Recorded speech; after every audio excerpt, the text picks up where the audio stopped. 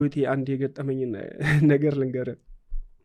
የሆነች ልጅ ናትና ሳታገባ በፊት ምናምን ነው ማቃት ማግባቷንም አልነገረችኝም። ፌስቡክ ላይ ያየችኝና እንዴ አዲስ ምናምን ነገር አንተ የት ነህ ምናምን ነገር እንደ መጀማመር ብለን የተውነው። ከዛ ላይ ኧረ አዲስ አበባ ነኝ ምናምን እንደዚህ በእናትህ በቃ ናፍቀኛል ልምጣ ምናምን ነገር አለችኝ ማለት ነው። እሺ ነይ የምንጣጣለው አልኳት።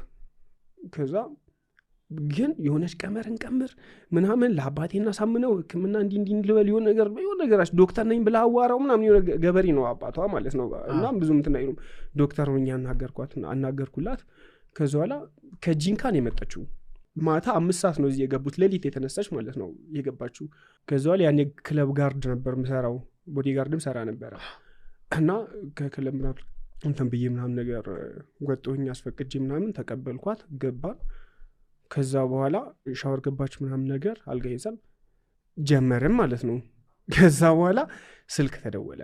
ከዛ ወይኔ አንዲ በትን ቢልህ እንኳን እንዳታስል በእናትህ ዝም በላለችኝ ማለት ነው። እሺ አልኩኝ። ከዛ በኋላ አነሳች። እኔ እላይዋሊ ነኝ ይሄ ነገር ሲሆን ከዛ በኋላ አነሳችና ከዛ በኋላ ወይዬ አባ ምናምን ነገር ሳች ማለት ነው። ወይዬ ማምን ነው ገቡ ብለሽ አትደውይልኝም? የኔ ፍቅር አስጨነቅሽኝ እኮ እስካሁን እኮ አልተኛውም ምናምን መግባትሽን ሳላቅ ይላል ማለት ነው። ክዋልኩኝ ማለት ነው።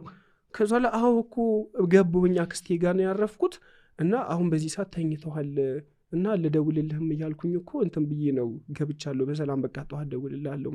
ከዛ የሚል የጻል ልጅ ድምጽ ተሰማ ማለት ነው። ምን ነው ባባ አልተኛም እንዴ ምናምን ነገር አለች ማለት ነው። አልተኛም እኮ ያው ጦር እየሰጠሁት እያለቀሰ በመከራ ነው ያስተኛሁት ምናምን ነገር ያለ። በቃ እሺ ከ3 ቀን በኋላ እመለሳለሁ። እሺ እኔ ንጉስ አፈቅርሃለሁ አፈቅርሻለሁ ሟ ተባብሎ ዘጉ። ምንድነው አንቺ ማምላት አለኝ ባኪ የጀዝባ ባሊ ነው። ከዛ እንዴ አንቺ አግብተሻል እንዴ አልኳት። አዎ ወልደሻልም? አዎ የ6 ወር ልጅ አለን ምናምን ነገር አለች። የ6 ወር ልጅና ባሏን ቁጭ አርጋ ነው የመጣችው ማለት ነው። በቃ የሆነ ነገር ውርድ አለ ማለት ነው። በቃ የሆነ ለአብዛኞቹ ለሴቶች ያለኝ ነገር እሺ ቆይ መጥቶኛ እንዴ ምናምን ነገር አልኩኝ።